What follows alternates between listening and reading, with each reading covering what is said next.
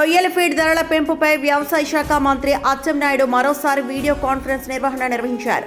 సమావేశంలో shrimp feed manufacture association ప్రతినిధులు, రైతులు, అధికారులు తమ అభిప్రాయాలను తెలియజేశారు. ఒక్కసారిగా ధరలు పెంచడం వల్ల ఆక్వా రైతులపై తీవ్ర భారం పడుతుందని బాధిత రైతులు ఆందోళన వ్యక్తం చేశారు. ఈ అంశంపై మా ప్రతినిధి కుమార్ మరింత సమాచారం అందిస్తారు.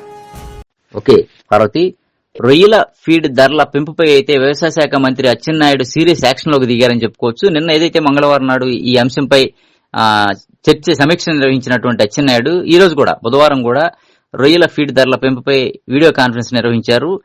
ష్రింప్ ఫీడ్ మ్యానుఫ్యాక్చరర్స్ అసోసియేషన్ ప్రతినిధులు, రైతులు, అధికారులతో అయితే ఒక సమావేశం నిర్వహించారు వీడియో కాన్ఫరెన్స్ ద్వారా. ఒక్కసారిగా ధరలు పెంచడం సమంజసం కాదని, ఖచ్చితంగా ధరలని మీరు నిలిపివేయాలని, పెంచిన ధరలు నిలిపివేయాలని, లేదంటే చర్యలకు ఉపక్రమించాల్సి వస్తుందని అయితే అచ్చెన్నాయుడు ఘాటున హెచ్చరికలు జారీ చేశారు.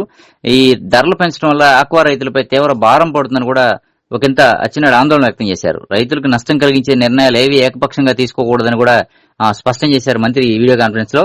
పెంచిన ఫీడ్ ధరలను తక్షణమే నిలిపివేయాలని కూడా ఆయన ఆదేశాలు జారీ చేశారు.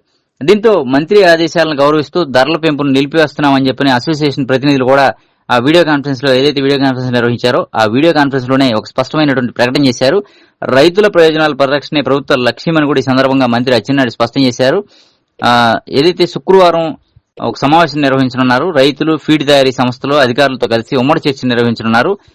ఈ సమావేశంలో ఎవరి ఇబ్బందులన్నీ కూడా అక్కడ చర్చించుకుందామని, అప్పటి వరకు ఖచ్చితంగా మీరు రైతులకు ఇబ్బంది కలిగించకూడదని చెప్పని అయితే మంత్రి ఒక స్పష్టమైన ఆదేశాలు జారీ చేశారు. అందరి అభిప్రాయాలతోనే ఒక నిర్ణయం తీసుకోవాలని, ఆ తీసుకున్న నిర్ణయాన్ని ఖచ్చితంగా తాము అమలు చేస్తామని మంత్రి స్పష్టం చేశారు. ఏదైతే శుక్రవారం ఉమ్మడి సమావేశం జరగనుందో రైతులు, ఫీడ్ తయారీ సంస్థలు, అధికారులతో, ఆ ఉమ్మడి సమావేశంలో అందరి అభిప్రాయాలతో తీసుకున్న నిర్ణయాన్ని తాము అమలు చేస్తామని కూడా మంత్రి స్పష్టం చేశారు. ఆక్వా రంగాన్ని కాపాడేందుకు ప్రభుత్వం పూర్తి స్థాయిలో అండగా ఉంటుందని అయితే ఒక స్పష్టమైన హామీ ఇచ్చారు మంత్రి. రైతుల సమస్యల పరిష్కారానికి ప్రభుత్వం తాము ఎప్పుడు సిద్ధంగా ఉంటామని కూడా చెప్పారు. ఇదే సందర్భంలో ఫీడ్ ధరలు ఇష్టానుసారం పెంచితే మాత్రం సహించేది లేదని కూడా హెచ్చరికలు జారీ చేశారు.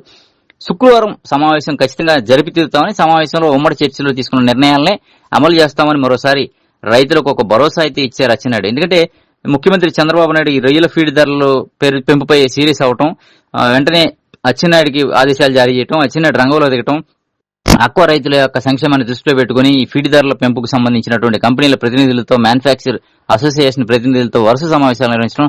నిన్న ఏదైతే ధరలు పెరిగినాయని తెలిసిందో అప్పటికే ప్రతిపక్ష పార్టీలు, ఇటు వామపక్ష పార్టీలే కావచ్చు, ఇటు ప్రతిపక్ష పార్టీ ఉన్న వైసీపీ కావచ్చు, వీళ్ళంతా కూడా విమర్శల పర్వం కొనసాగించి రైతులను ఏం చేస్తారంటూ ప్రభుత్వంపై ఒక దాడి చేసినటువంటి పరిస్థితి ఉంది. విమర్శల దాడి కొనసాగించారు. ఈ నేపథ్యంలో అచ్చెన్నాయుడు సీరియస్ యాక్షన్ తీసుకొని నిన్న కొంత స్పష్టమైన ఆదేశాలు జారీ చేశారు. ఈ రోజు కూడా కంటిన్యూషన్ గా వీడియో కాన్ఫరెన్స్ నిర్వహించి ఒక స్పష్టమైన ఆదేశాలు జారీ చేశారు. ఖచ్చితంగా పెంచిన ధరలని తక్షణమే నిలిపేయాలని ఆదేశించారు. దీంతో ఏదైతే ఫీడ్ ధరలు పెంచిన కంపెనీలు ఉన్నాయో వారంతా కూడా ఆ ధరల పెంపుదలని తక్షణమే నిలిపివేస్తున్నామని చెప్పని ఒక ప్రకటన కూడా చేశారు. అంటే అచ్చెన్నాయుడు కృషి ఫలించిందని చెప్పుకోవచ్చు. ఆక్వా రైతులకు కొంత ఉపశమనం లభించిందని చెప్పుకోవచ్చు. అయితే శుక్రవారం సమావేశం జరిగిన అనంతరం దీని మీద ఒక క్లారిటీ అయితే వస్తుందని మాత్రం మనం స్పష్టంగా చెప్పుకోవచ్చు పార్వతి.